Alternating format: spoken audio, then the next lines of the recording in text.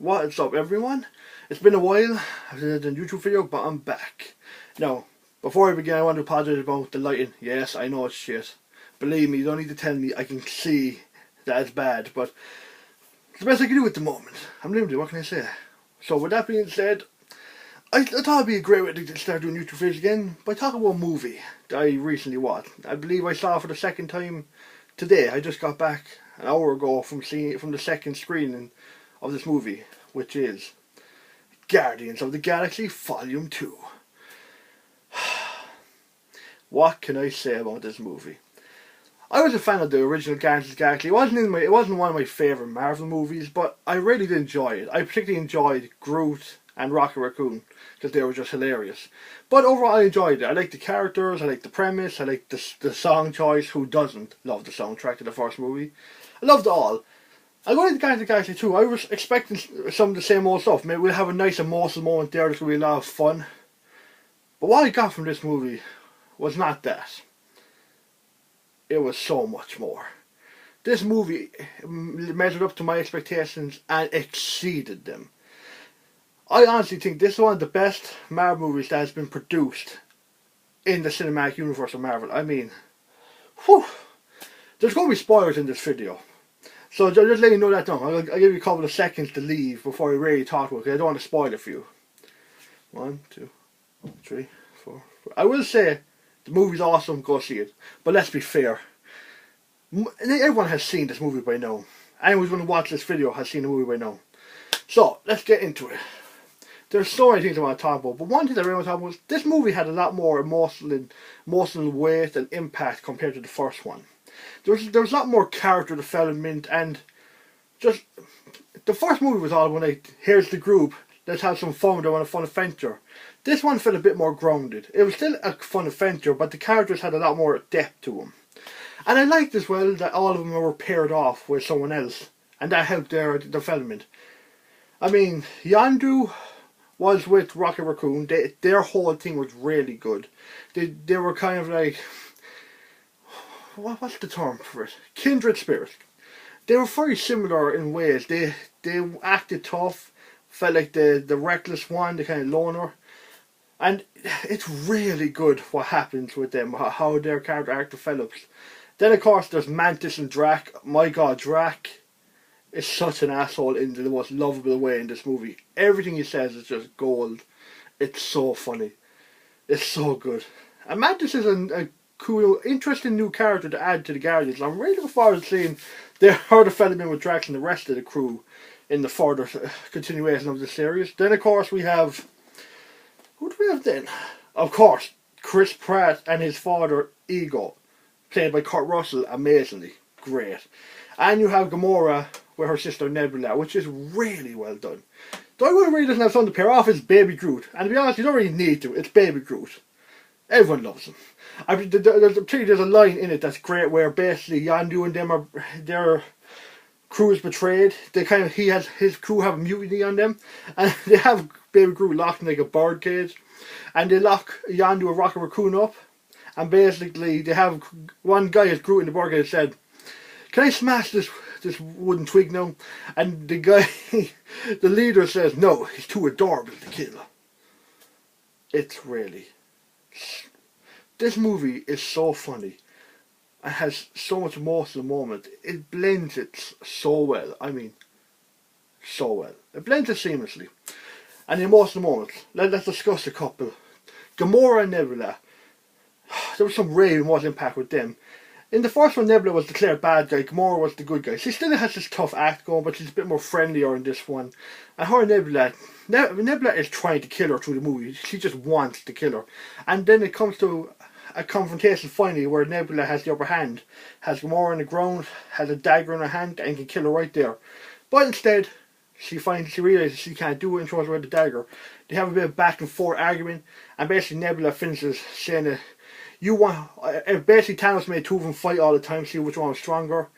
And Nebula has really disturbing implications of what happened to her, what Thanos did. She has lines where she says Thanos took an arm from her, replaced her with body parts, took out her eye, replaced that with body parts, took out her brain from her skull or something. and try to make her equal to Gamora, and it was just you really feel for Nebula, and you understand kind of why she is the way she is.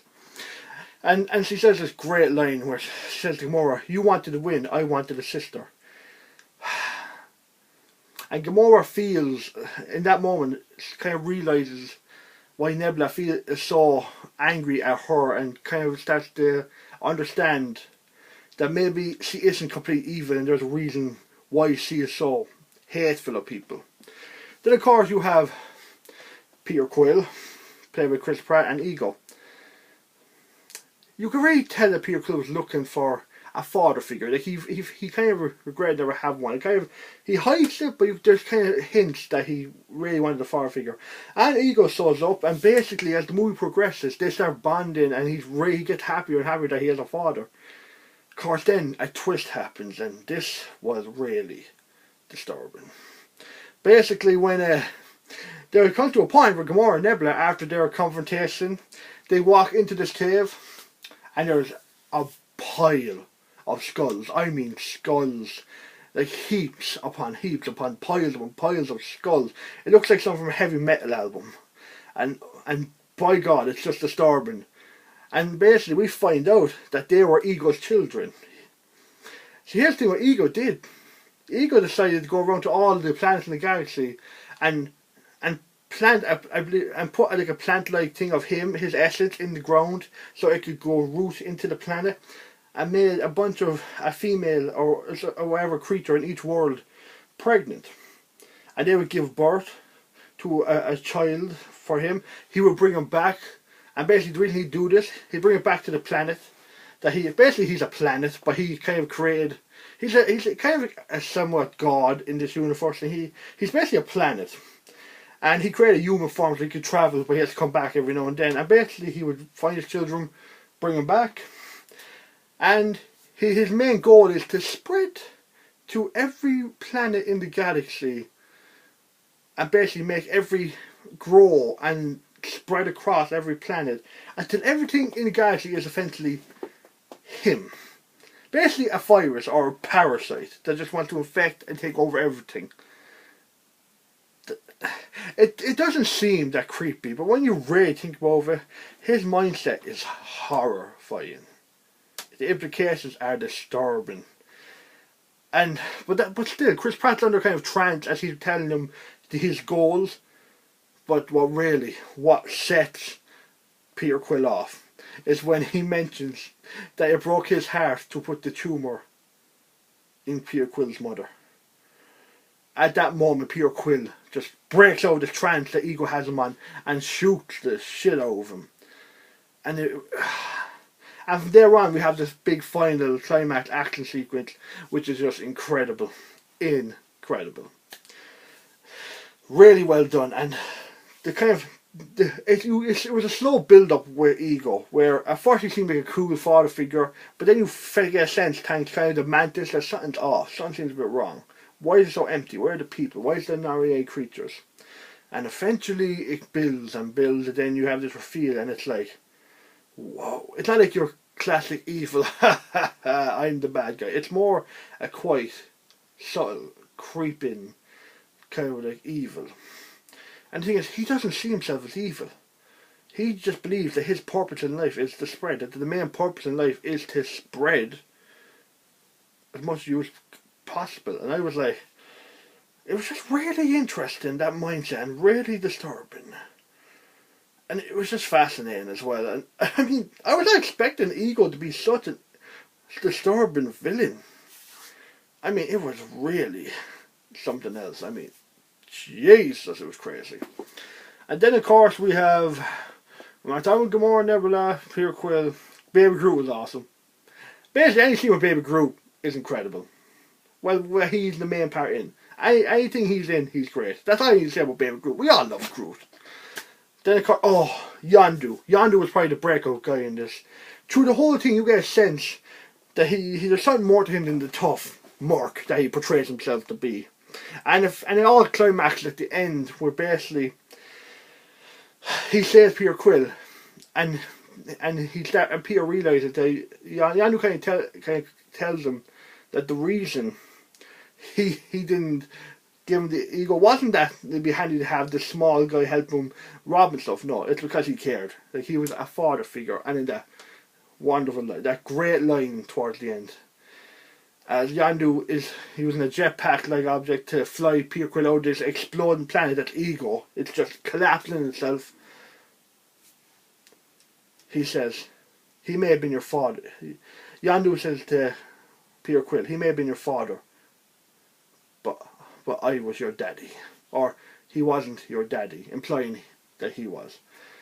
That was a great line. And his funeral, and Clyde dies later, shortly after, in the vacuum of space, and it's just a touching moment. And then you have a great funeral scene for him, and it's just really good. That's all I want. I don't want to say too much, because I think you should experience the rest of the movie yourself.